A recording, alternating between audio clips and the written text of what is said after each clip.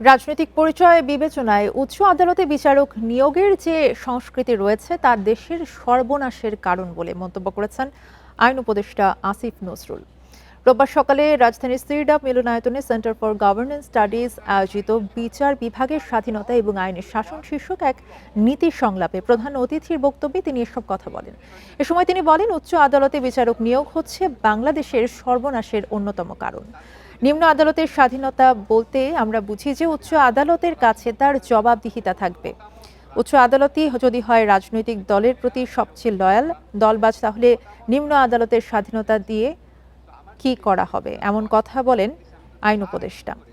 সংস্কার প্রশ্নে উপদেষ্টা বলেন, বর্তমান অন্তর্বর্তী সরকারের সময়ে যতটা সংস্কার হয়েছে বাংলাদেশের ইতিহাসে এত কম সময় এর আগে তা হয়নি।